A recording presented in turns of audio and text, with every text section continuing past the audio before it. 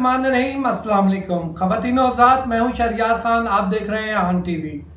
ख़वातीनो हज़रात, आप जानते हैं क्रिकेट का नाम लिया जाए तो आजकल मैच फिक्सिंग और स्पॉट फिक्सिंग का बहुत सारा जिक्र होता है और इसमें जिक्र सबसे ज़्यादा सिर्फ पाकिस्तान का इस तरह किया जाता है जैसे ये मैच फिक्सिंग और स्पॉट फिक्सिंग पाकिस्तान ने ईजाद की हो और सिर्फ पाकिस्तान में ही मैच फिक्सिंग या स्पॉट फिक्सिंग होती हो।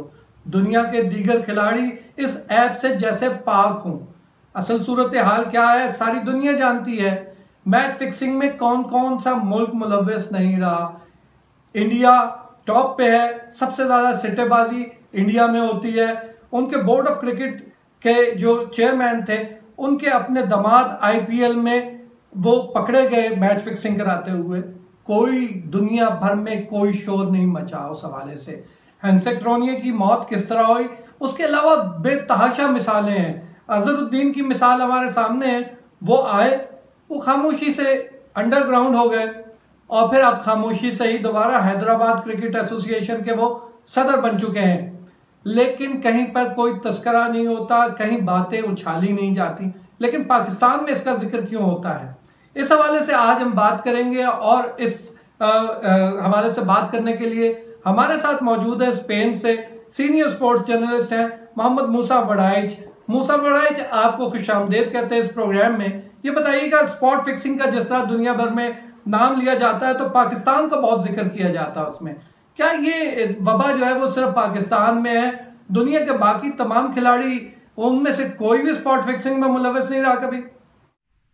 देखें, स्पॉट फिक्सिंग के केसेस जो हैं वो सिर्फ पाकिस्तान में तो नहीं होते, पूरी दुनिया में अगर हम देखें ओवरऑल, अगर हम जो जो केसेस हैं वर्ल्ड में, जो मुख्तलिफ टीमों में जो मुख्तलिफ टीमों के प्लेयर्स जो इसमें इन्वॉल्व रहे हैं, अगर उसमें अब थोड़ी सी अगर नाम अगर हम देखें तो बड़े नाम हमको जो है वो नज़र आते हैं। जिसमें साउथ अफ्रीका के अगर हम प्लेयर्स को देखें तो हैंसी क्रोनी साउथ अफ्रीका के कप्तान थे, हर्शल गिब्स हैं, हेनरी विलियम्स हैं, गुलाम बोदी हैं, टोस्टोबे हैं, अल्वेरो पीटरसन है। साउथ अफ्रीका के ये प्लेयर्स हैं जो बैन जो है वो लाइफ बैन रहे, कुछ मुख्तलिफ जो उनको जो है वो बैन किया गया।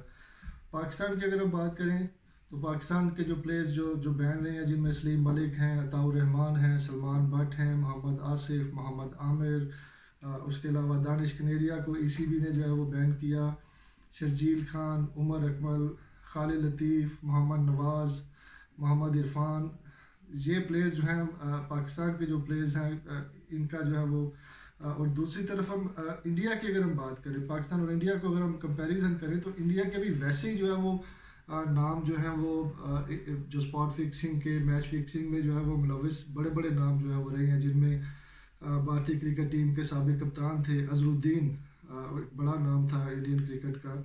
फिर उनके अलावा जो है वो अजय शर्मा जो है वो इसमें इन्वॉल्व रहे हैं और बैन भी रहे हैं। अजय जडेजा जो है वो इंडियन क्रिकेट टीम का एक बड़ा नाम थे।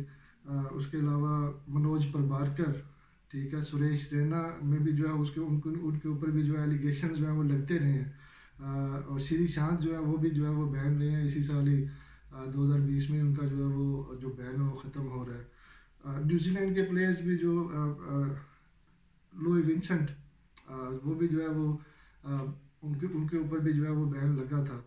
तो ओवरऑल अगर हम ओवरऑल देखें, मार्लन सैमुअल्स थे वेस्ट इंडीज़ से, तो अभी आप जब शकीबुल हसन को देख लें बांग्लादेश से, तो ये बड़े बड़े नाम हैं मुख्तलिफ दुनिया के जो क्रिकेट टीमों के। लेकिन पाकिस्तान जो है वो ख़ास तौर पे पाकिस्तान को डिस्कस जो है वो शायद ज़्यादा इसलिए किया जाता है। एक तो जो दुनिया का मीडिया है ख़ास तौर पे वो पाकिस्तान के प्लेयर्स को जो है वो ज़्यादा जो है वो डिस्कस करता है। ख़ास तौर पे इंडियन मीडिया ख़ास तौर पे इस हवाले से बड़ा उछाल के रखता है पाकिस्तान के प्लेयर्स को। एक ये भी बड़ी बात है। और दूसरा ये है कि पाकिस्तान के जो प्लेयर्स हैं, लाइक अगर हम 2000 के आज से 20 साल पहले का जिक्र करें तो तब से लेके मुख्तलिफ औकात में जो है वो हमारे कई केसेस जो हैं वो सामने आते रहे हैं। ये भी एक बड़ी वजह है। जस्टिस क्यूम की रिपोर्ट जो है वो उसको आप देखें। उसके बाद 2010 में जो वाक़या हुआ मोहम्मद आमिर, सलमान भट्ट, मोहम्मद आसिफ का इंग्लैंड में, उसके बाद फिर जो है वो PSL का दूसरा सीज़न जो था उसमें प्लेयर्स जो थे खालिद लतीफ़, शर्जील खान का केस सामने आ गया। फिर उसके बाद जो है वो मोहम्मद इरफान, मोहम्मद नवाज़, अभी उमर अकमल को आप देख लें। तो इस तरह 73 से जो केसेस का सामने आना है वो भी एक बड़ी वजह है पाकिस्तान का इंटरनेशनली जो है वो डिस्कस होना। जी मूसा, ये तो बात हो गई। अब ये देखिए कि जब ये जिक्र होता है कि भारत में बड़े से बड़े जो नाम है वो फिक्सिंग के धंधे में मुलविस पाए गए, दुनिया में इस हवाले से चर्चा कभी क्यों नहीं हुआ? ये क्या दुनिया का दौरा मेयार क्यों है? इस हवाले से पाकिस्तान के हवाले से इतनी खास मोहब्बत क्यों है और भारत के हवाले से इतना नरम गोशा क्यों है? जी बिल्कुल, देखें आप ठीक कह रहे हैं। भारत के बड़े बड़े जो नाम हैं वो स्पॉट फिक्सिंग और मैच फिक्सिंग में जो है वो इन्वॉल्व रहे हैं। आईपीएल में आपको जो है वो केसेस जो है वो देखने को मिलते रहे हैं। उनका दुनिया में चर्चा इतना क्यों नहीं होता, उसकी वजह यही है शायद। एक तो जो है वो जो इंडियन क्रिकेट बोर्ड है वो शायद इन मामलात को जो है वो कुछ बेहतर तरीके से जो है वो टैकल कर लेता है। उसकी सबसे बड़ी एग्जांपल अगर मैं आपको दूं तो आईपीएल में जो जो चेन्नई सुपर किंग्स की टीम थी उसके जो कितना बड़ा जो है वो एक इशू बना, जो पूरी टीम ही जो है वो बैन हो गई आईपीएल से। और देखेंगे महेंद्र सिंह धोनी भारतीय क्रिकेट टीम के कप्तान थे और दूसरी तरफ वो चेन्नई के भी कप्तान थे, और किस तरीके से जो है वो आप बीसीसीआई को देखें उन्होंने कितना जो है वो उसको इंटेलिजेंटली मैं कहूँगा कि उसको इस पूरे इशू को जो है वो हैंडल किया। धोनी को किस तरह इंडिया की कप्तानी थी उससे किस तरह जो है वो उसको साइडलाइन किया गया, कोहली को एज ए कैप्टन लाया गया। और देखें वो प्लेयर सारे जो है वो आईपीएल में भी खेल रहे हैं और दोबारा जो है वो उसका टीम का बैन भी जो है वो ख़त्म भी हो रहा है, और वो टीम जो है वो अभी पीएसएल आईपीएल में जो है वो देखें आपको नज़र भी आएगी। ये सारे मामलात हैं कि शायद हमारा मीडिया भी और हमारा क्रिकेट बोर्ड भी जो है वो ख़ास तौर पे इन चीज़ों को उस तरीके से हैंडल नहीं करता जिस तरह जो है वो इंडियन मीडिया और इंडियन क्रिकेट बोर्ड जो है वो इस सारे मामले को जो है वो हैंडल करते हैं, इस तरह के मामलात को। बिल्कुल ठीक है मूसा, एक ये सवाल आपसे और करना चाहूंगा मैं कि पाकिस्तान टीम में वो जो फिक्सिंग में मुलविस खिलाड़ी थे उनको सजाएं भी हुई, उनको वापस टीम में या मैनेजमेंट में लेना क्या दुरुस्त फैसला था? पाकिस्तान क्रिकेट बोर्ड ने क्या ये दुरुस्त किया था कि उन लोगों को, कईयों को मैनेजमेंट में भी ले आए, कईयों को टीम में वापस ले आए, क्रिकेट खेलने का दोबारा मौका दे दिया उनको? क्या ये दुरुस्त फैसला था?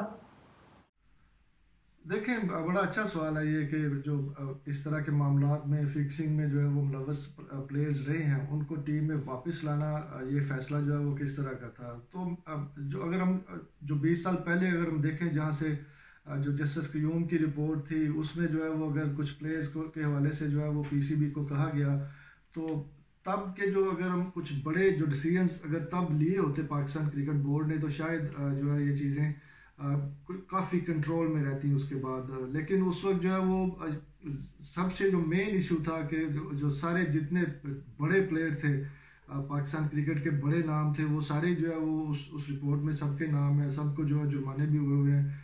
तो शायद उस वक्त के जो क्रिकेट बोर्ड के जो सरबराहान थे उस वक्त जो है वो शायद कोई बड़े बोल्ड डिसीजंस इसलिए नहीं कर सके कि हमारे जो इस लेवल के क्रिकेटर हैं उनको अगर हम इस तरह का बैन कर देंगे, वापस क्रिकेट टीम में नहीं खिलाएंगे, तो शायद पाकिस्तान क्रिकेट जो है वो उसको बड़ी देर लगेगी दोबारा जो है वो इंटरनेशनली अपने आप को जो है वो मनवाते हुए। तो उसी वजह से हम देखें कि बाद में भी जो है वाक़यात जो है वो मिलते रहे जो प्लेयर्स में जो है वो फिर शायद थोड़ी सी जो है वो जो एक डर और खौफ होता है वो शायद जो है वो काफ़ी जो है वो कम हो गया।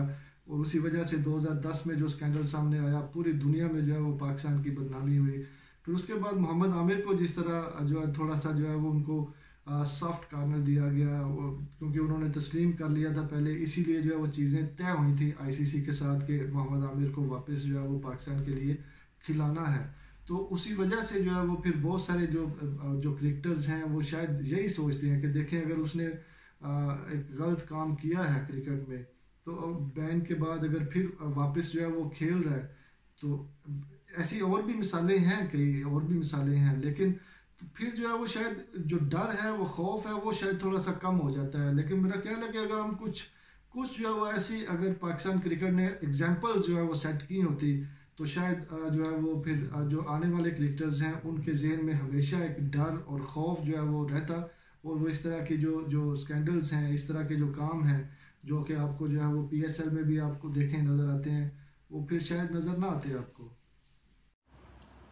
मूसा, मैं आपसे ये भी जानना चाहूंगा एक बात कि मेरी जाती राय जो है वो मोहम्मद आमिर के हवाले से थोड़े से मेरे दिल में एक नरम गोशा है, क्योंकि वो बहुत कम उम्र था जब इसमें मुलविस हो गया स्पॉट फिक्सिंग में, और गालबन उसकी कई सारी वजूहात थी।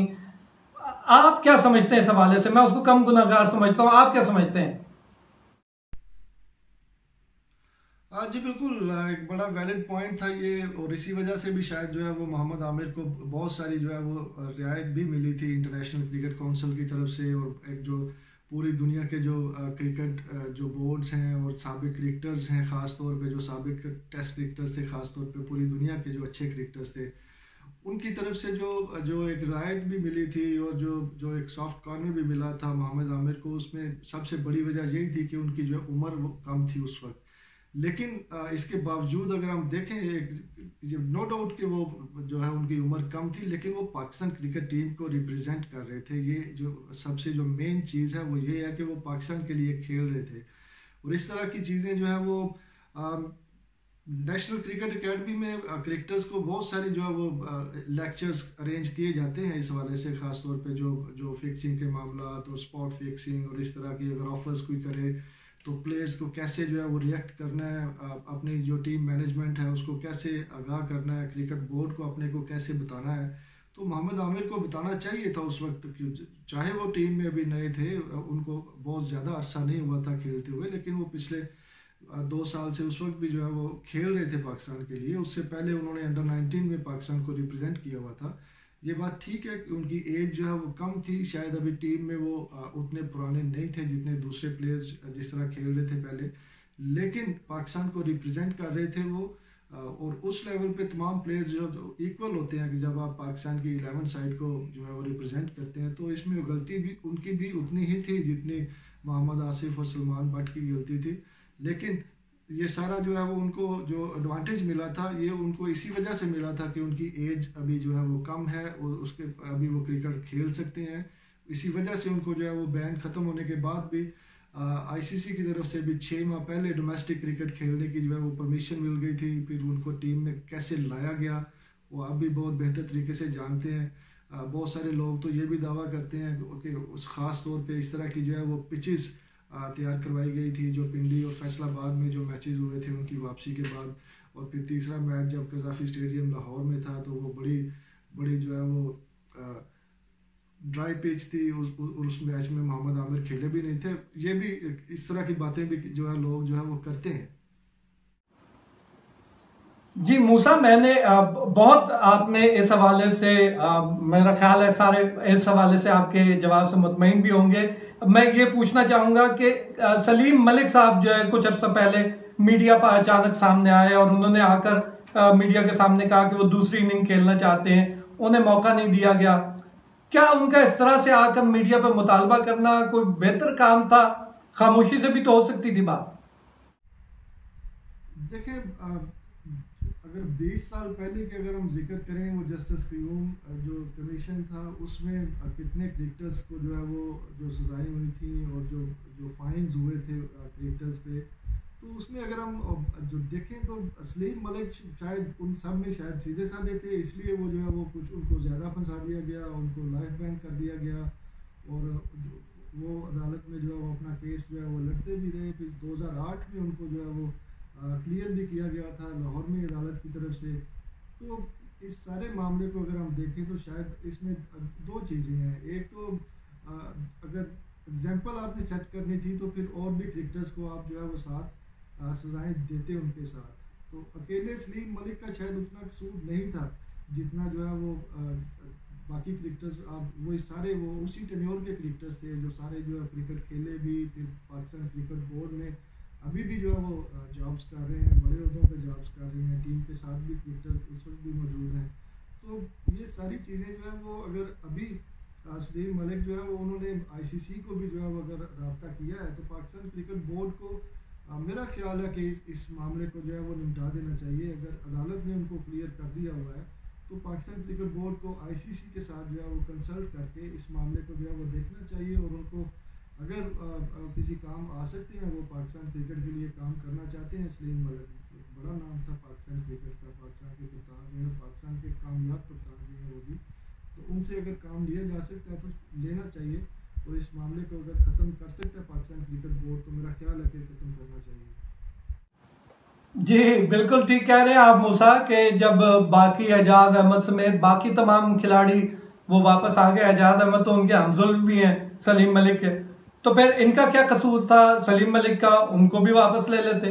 लेकिन मेरा ख्याल है कहीं ना कहीं पाकिस्तान क्रिकेट बोर्ड को इस हवाले से कोई पॉलिसी मुरतब करना होगी, क्योंकि जिस तरह हम देख रहे हैं कि 90 की दहाई में सरफराज नवाज ने सबसे पहले स्पॉट फिक्सिंग के खिलाफ, मैच फिक्सिंग के खिलाफ आवाज बुलंद की, तो बहुत सारे लोग इससे वाकिफ भी नहीं थे कि ये सट्टेबाजी क्या होती है जिसका सरफराज नवाज जिक्र करते हैं। अचानक हम जीता हुआ मैच हार जाया करते थे, और उनमें बड़े बड़े ये नाम जो आज हमारी टीम मैनेजमेंट में है, कोई कोच बना हुआ है, कोई बॉलिंग कोच बना हुआ है, इन बड़े बड़े नामों को वापस लाने की क्या वजह थी?